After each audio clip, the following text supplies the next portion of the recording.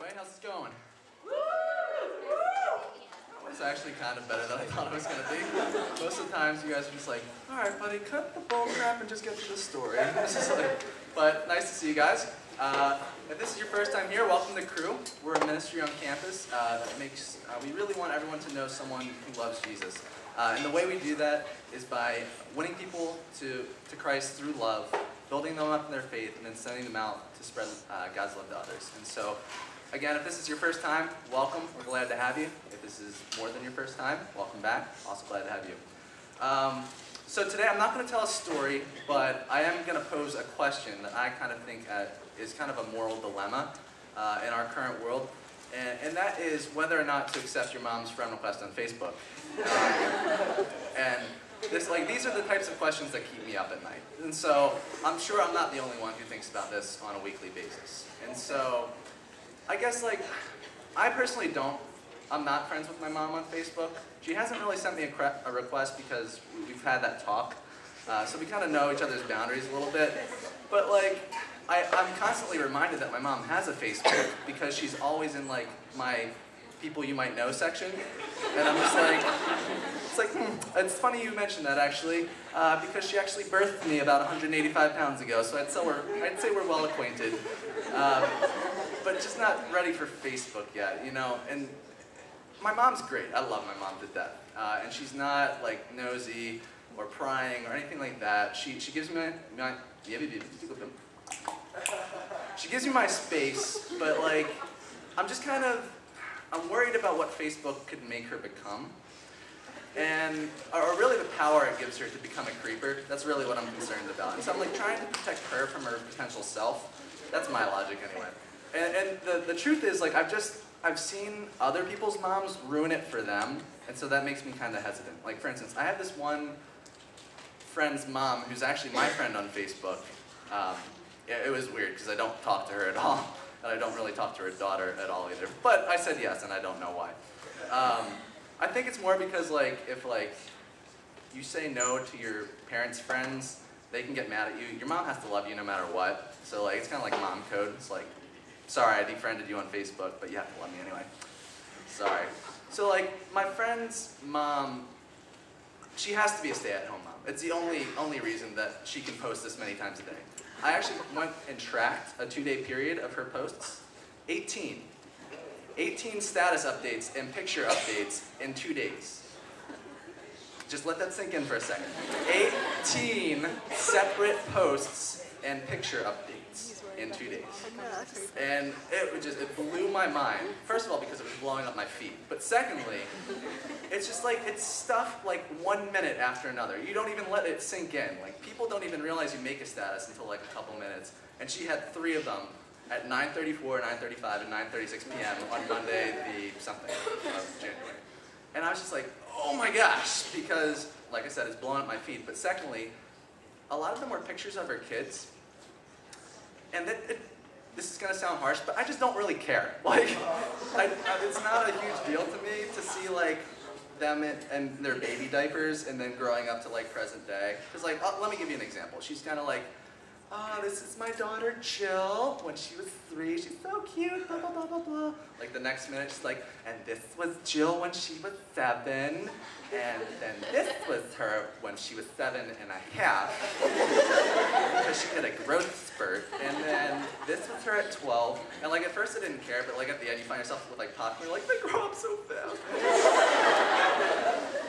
And so I want 2 volunteers to help me up here, because I want to ask you a couple questions. I need one person who is a friend with their mom on Facebook, and I need one person who is not a friend with their mom on Facebook. So, friends with their moms. Yes, you look excited. Yeah, you. Yep. Come on up. You go. And then, is there someone who's not friends with their mom? Plants? Or you want to come up? Or no? You can if you want to. Yeah, please.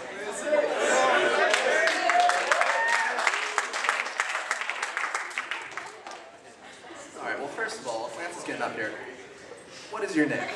Oh, sorry. Hi, I'm Chelsea. This is Chelsea, nice to meet you. And what year are you? Sophomore, junior-ish. Okay, so you're you're a junior. That's nice. And then Clancy. This is Chris Clancy. Lance, what year are you? Senior. Okay. So we have a junior and a senior. All right. So your mom has a Facebook, but you're not friends with her. Your mom has a Facebook, and you are friends with her. Unfortunately, yes. Oh, okay. This is gonna be good. So, my first question to you is: are you ever afraid that your mom will defriend you on Facebook? It's kind of the other way around. Okay. If the other way around did happen, though, if your mom actually did defriend you, could you show your face again at WCU? I'd probably have a party. Okay. All right, fair enough. Fair enough. Clancy, what is the biggest reason why you have not accepted your mom as friends on Facebook? Because we know that it really makes a relationship official. More so than giving birth or anything else. So what's your biggest reason? Well, actually, she was my friend on Facebook, but she kept calling me when she didn't like my statuses.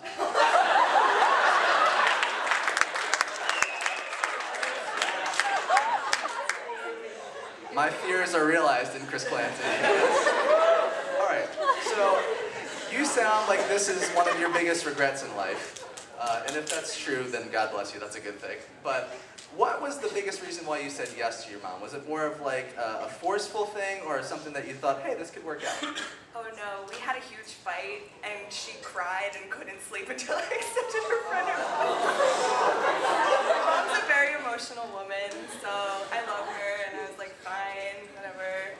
But she did the same thing that his mom did with like the calling, and I used to go to school in Arizona, so she'd call and be like, so why are you sad? I'm like, Mom, I had a bad day in class today, and she just gives her all these new ways to insert herself in my life.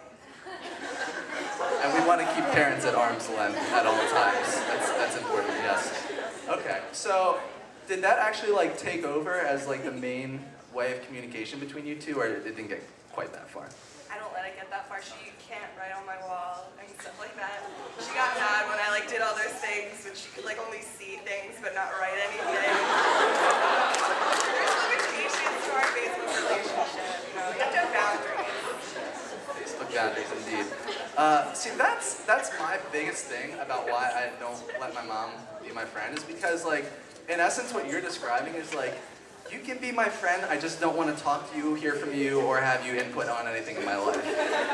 And that's not really being friends. That's more like, I like to look at your pictures on occasion. Like, yeah. So, okay, fair enough. And then Clance, you said you kind of defriended her / did the same thing she did, kind of limited her privileges.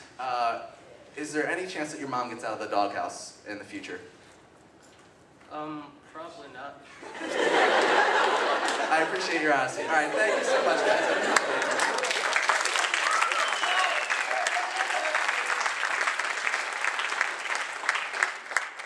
So, chew on that tonight. You know, when you go to bed, think about it. And if you're wrestling with it like I do, you know, now you have two convincing arguments both ways. Although they both kind of drifted towards don't do it. But that's all right. We like to be objective here. So, all right, let's get to some announcements. The first of which, we've been saying this the past couple of weeks, but I just want to keep on giving you guys a chance.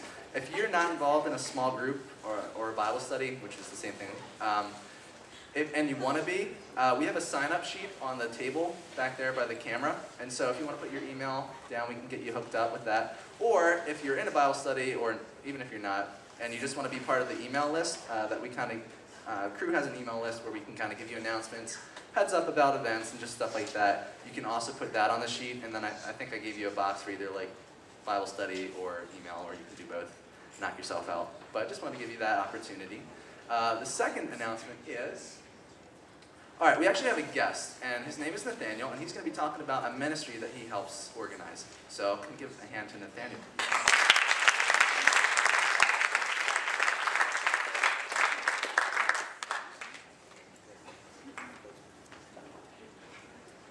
Tell my mom not to post as much, Matt. It's probably a good thing. Yeah, since you're not really reading them anyway. For those. Can't believe it wasn't even good in person. It didn't even sound like her when he was doing that. He's 7.5, whatever. It didn't even sound like my mom's. It was a generalization. Yeah, okay. All right. Hey, my name is Nathaniel Matthew, as he said. My wife and I are missionaries with an organization called Hand Evangelism Ministries International.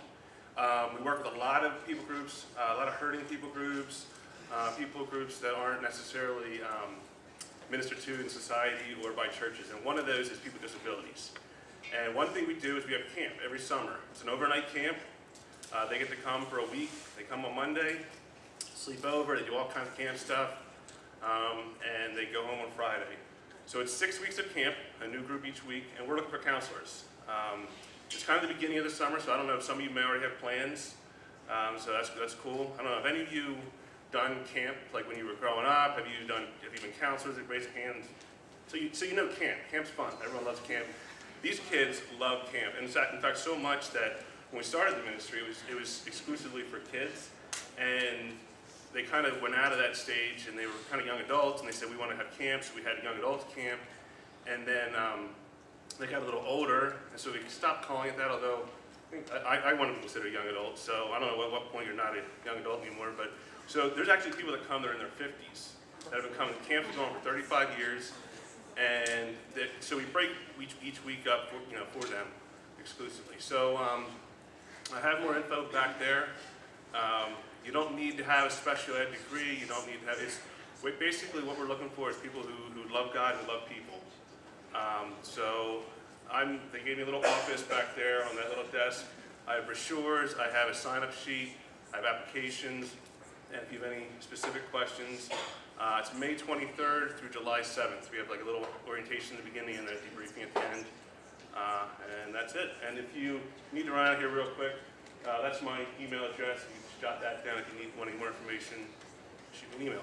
Thanks.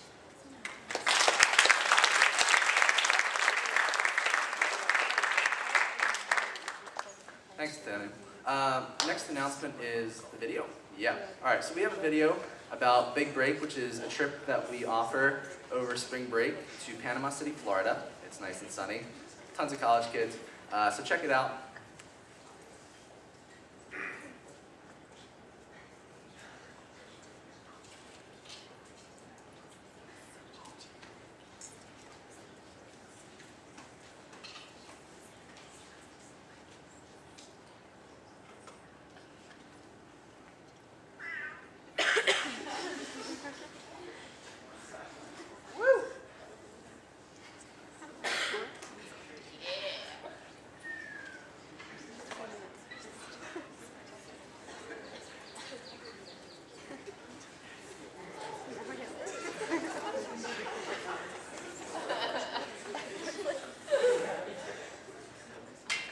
Well, in the meantime, I'm going to do an interpretive dance, so that'll be No, that's not going to happen. But worst comes to worst, I will act out what's going to happen down in Panama City. Yeah, bro, do you want to go surf? No, bro, I surfed yesterday. Guys, come on. I think I pull off the surfer guy really well, so.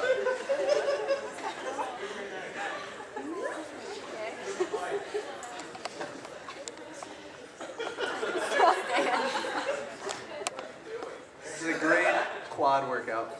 Yes.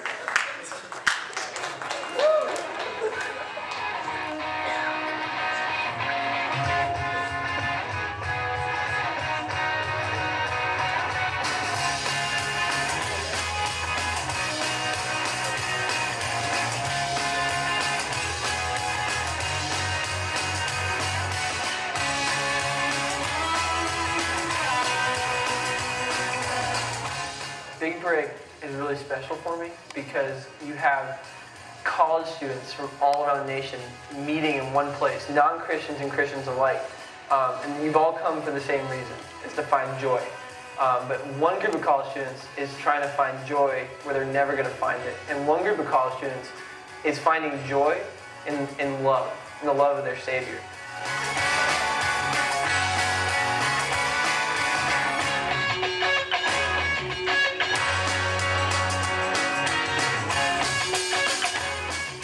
Big Break really helped me to have a heart for sharing my faith with people and helped me to know that it's not scary and it's not as intimidating as I would have thought. And you start talking with people and you start talking about like what it means to actually know God and hear from God. And it's amazing what their response is often like they're really listening. Sharing the gospel, what it really means is to share your faith in the power of the Holy Spirit, stepping out in faith in the power of the Holy Spirit and leaving the results up to God. And so you really get to see that. You really get to see how it's not your words.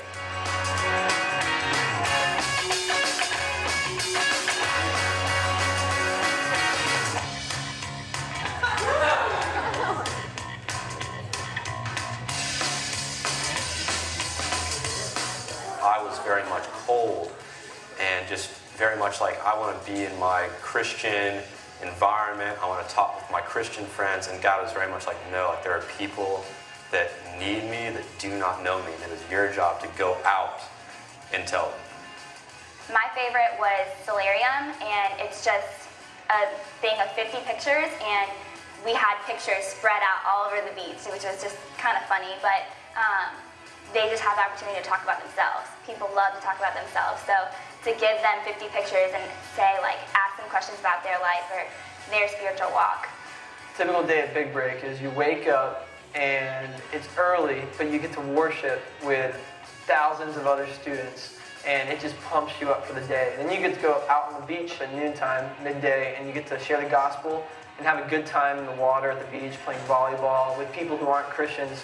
Then you have worship at night, and you get to hang out on your campus after that. We've learned from different teachers, and it's just a real impacting time. The worship was great at Big Break. I had just an incredible experience where I felt like the Lord was really working in my heart a lot throughout the week, and so being able to worship Him in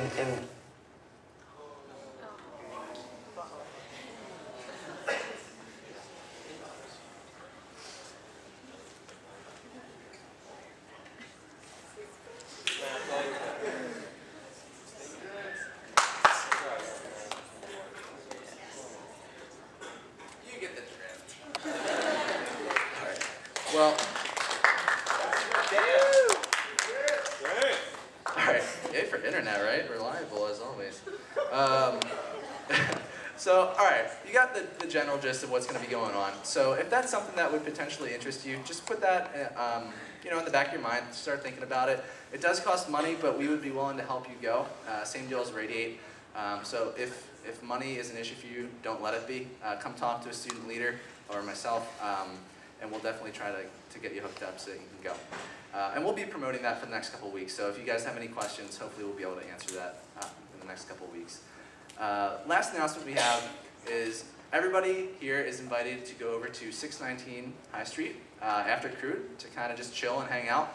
If you don't know where that is, it's literally right across from Papa John's. So if you go out this building and you see Papa John's, it's a house directly across from it. So I'd encourage you, come hang out with us, it'll be fun. We don't bite most of the time, so it's good. And lastly, before we have our speaker come up, we have a life story. And that will be told by Mary Jurgens.